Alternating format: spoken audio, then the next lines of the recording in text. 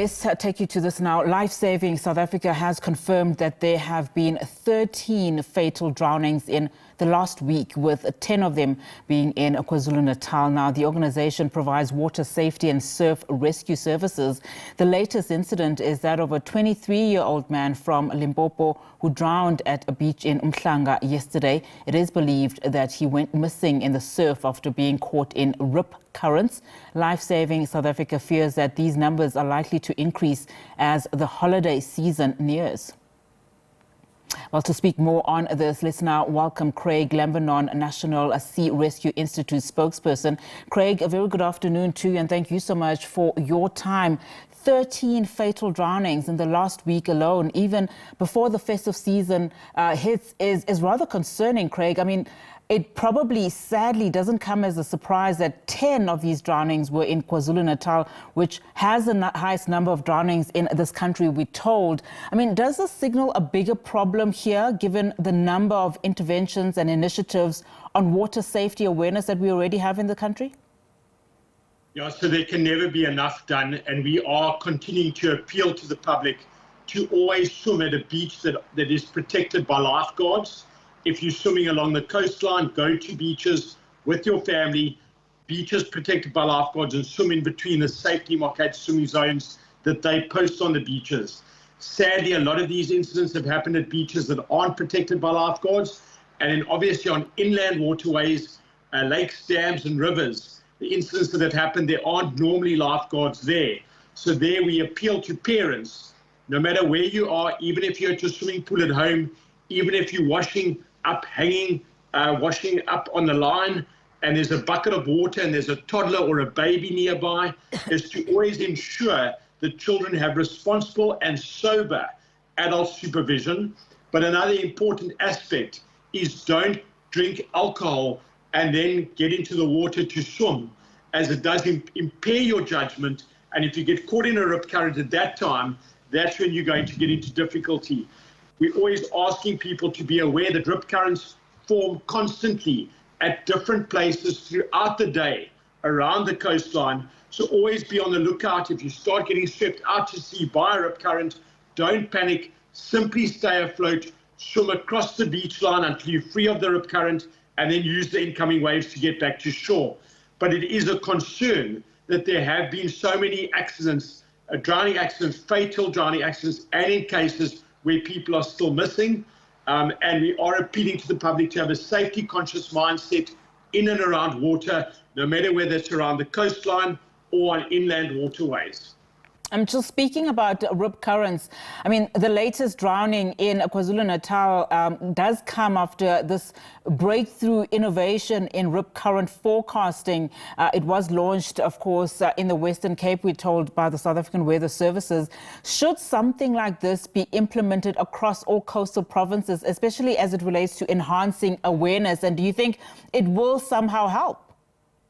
Yes, absolutely. And understandably, it's a bit like it's a fantastic initiative by the South African Weather Services to have this technology, but it's a bit like people not what a boater who doesn't look at the weather before they launch their boat, or a paddler who's not looking out for the weather or checking the weather forecasts before they go boating.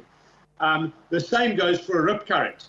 The technology is fantastic to have, but we need people to actually physically look at that before they go down to the beach. But there again, if you're at a beach that's protected by lifeguards, they're looking out for where people are in the water, where the rip currents are forming. Just in the Southern Cape area, Buffels Bay, Knysna area this weekend, NSRI lifeguards attended to 40 incidents where they prevented a rescue from having to occur. So they saw people getting into difficulty in the water. They intervened, probably saving 40 people's lives in the process, but it's not logged as a rescue operation because it's a preventative measure. But that's what lifeguards are looking out for. They really are our unsung heroes. They are on the beach watching out for public safety. They are your friend on the beach. But again, we emphasize, don't drink alcohol if you're going to go and swim. And if you are caught in a rip current, because rip currents, even with this technology, It could happen that you're in the water where there aren't rip currents on that day, but rip currents do tend to form. And if you're not watching that technology showing where rip currents are forming, it can you can find yourself caught in a rip current unawares. Yeah. And it's a very difficult thing to see unless you're standing on a height, but that's what the lifeguards are looking out for.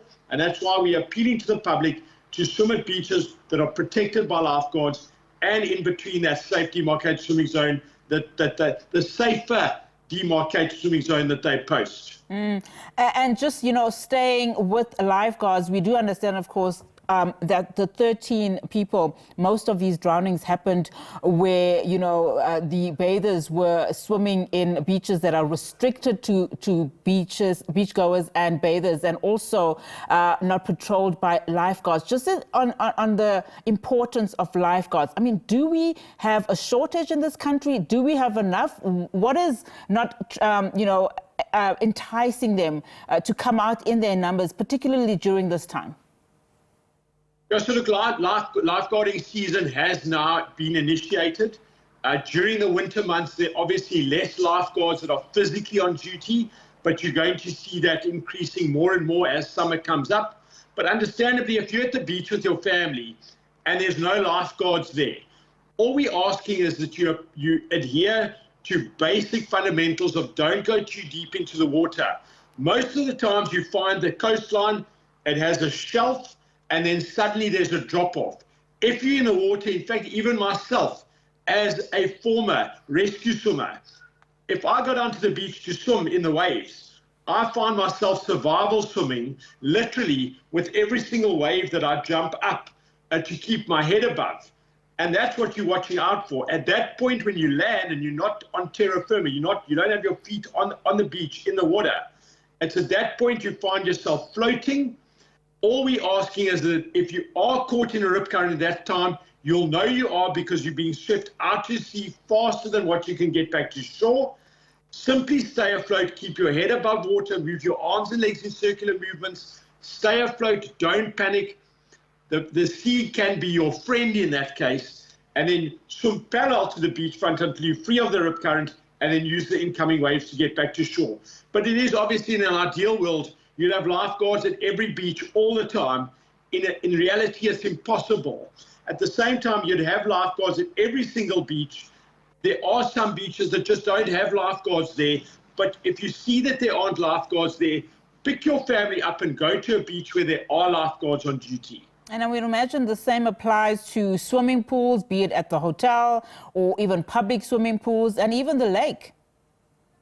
Lakes, dams, rivers, your swimming pool at home. Your swimming pool at home should have a cloak of safety around it. Yeah. But it's even the case of a lot of times babies or toddlers drown in a bucket of water while their mom or their carer is hanging up the washing.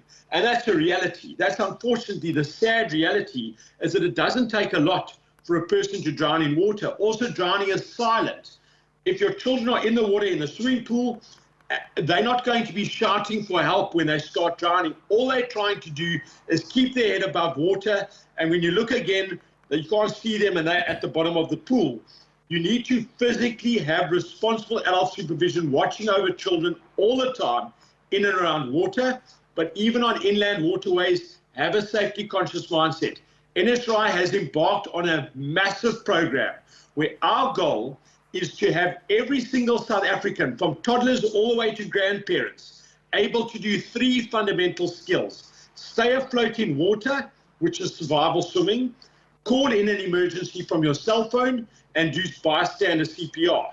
If we can achieve this goal with the cooperation of Lifesaving, the South African Police Services, Water Policing and Diving Services, they've been absolutely fantastic in this effort to teach everybody in South Africa these 3 fundamental skills. If we can get this right, we will have the first nation in the world where everybody in the country has those skills, and we'll have less drowning accidents. Absolutely, Craig. Thank you so much for those key important points. Craig Lambinon there from the National Sea Rescue Institute. He's the spokesperson there.